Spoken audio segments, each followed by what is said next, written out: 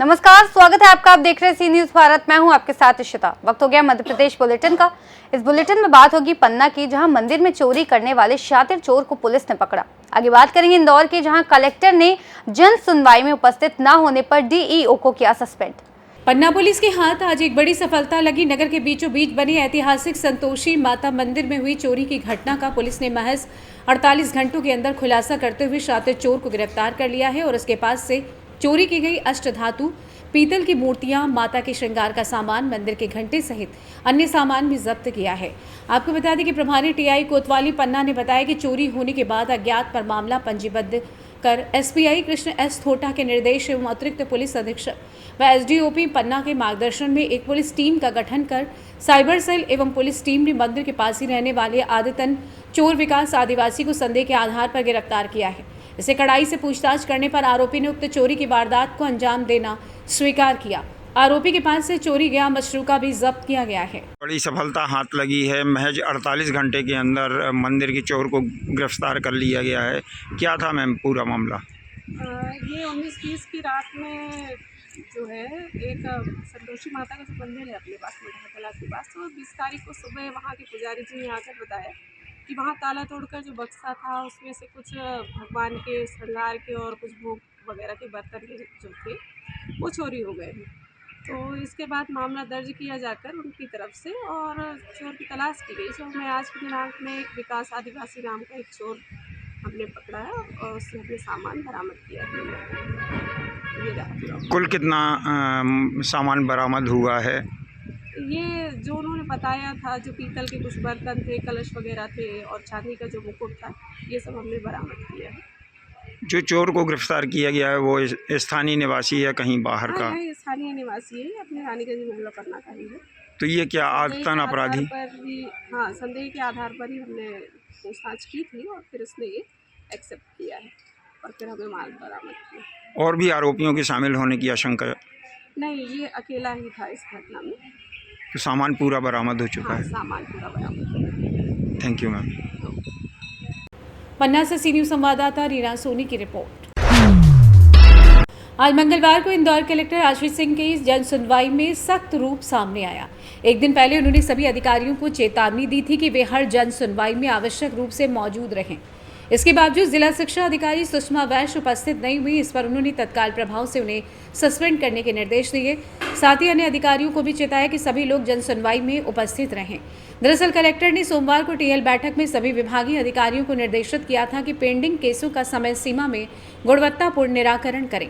प्रत्येक विभाग ये सुनिश्चित करें कि उनके अधिकारी प्रति मंगलवार को आयोजित होने वाली जन सुनवाई में अनिवार्य रूप से उपस्थित रहें।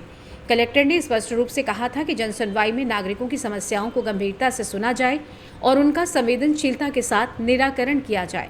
अगर कोई अपरिहार्य कारण है तो उसके लिए अनुमति लें। कलेक्टर ने यह भी चेतावनी दी थी कि जो भी अधिकारी जन सुनवाई में गैर हाजिर पाए जाएंगे अथवा प्रकरणों के निराकरण में लापरवाही बरतेंगे, उनके विरुद्ध अनुशासनात्मक कार्यवाही की जाएगी। उन्होंने विभागवार प्रकरणों की स्थिति की समीक्षा करते हुए जहां प्रकरण अधिक समय से लंबित हैं उन पर विशेष ध्यान देने के निर्देश दिए थे। कांग्रेस के नेता भी उसमें हस्तक्षेप कर रहे हैं। बिचौली मर्दाना का मामला है, राधेश्याम। देखिए, राजस्व के जितने भी इस प्रकार के मामले आते हैं और अगर ये देखा जाता है कि टाइम लिमिट उसमें क्रॉस हो गई है तो उसको टीएल भी मार्क किया जाता है। इसको भी आगे मौजूद नजर करा जाए। आज जनसुनवाई में स्पेशल जांच की गई है क्योंकि पिछली बार जो प्रकरण हुए थे इस तरह के, तो कितने लोगों को इसके लिए लगाया है और ये हर बार जारी रहेगा? देखिए, निश्चित रूप से पिछली बार जो देखने में आया था कि कुछ ऐसी घटनाएं हुई थी कि कुछ लोग ऐसे अनावश्यक द्रव्य या सामग्री लेके आ जाते हैं जिससे कि अनावश्यक न केवल उनको नुकसान पहुंचने की आशंका रहती है बल्कि पूरी शासकीय कामकाज प्रभावित होता है। तो इसीलिए एक बेसिक फ्रिस्किंग जो है वो करी जा रही थी, जो आगे भी जारी रखी जाएगी। इसके साथ साथ मैं आपके माध्यम से सबसे अपील भी करना चाहूँगा कि कोई भी इस प्रकार की अगर बात होती है तो सारे अधिकारी अपने कक्ष में मौजूद रहते हैं। जनसुनवाई के दिन मीटिंग हॉल में सारे अधिकारी एक साथ भी बैठते हैं। तो अगर किसी विभाग की समस्या है तो कृपया उनको अवश्य बताएं और अन्य कोई कदम उठाने का। सर, स्वास्थ्य और शिक्षा को लेकर बड़ी संख्या में जनसुनवाई में लोग आ रहे हैं, तो क्या इसके लिए अलग कोई व्यवस्था की जाएगी कि यहाँ भीड़ कम हो जाए? देखिए, स्वास्थ्य और शिक्षा को लेके जो आवेदन आ रहे हैं वो सहायता से संबंधित आ रहे हैं कि स्वास्थ्य के लिए और शिक्षा के लिए उनको सहायता की आवश्यकता होती है। जो हमारा सिस्टम है कि जो आयुष्मान है नोडल के, उनके द्वारा जो स्वास्थ्य से संबंधित केसेज होते हैं उनका परीक्षण किया जाता है। शिक्षा के लिए जरूर शिक्षा विभाग के अधिकारियों को लगाया जा सकता है, जो आगामी जन सुनवाई से हम लोग ये व्यवस्था स्थापित करने की कोशिश करेंगे।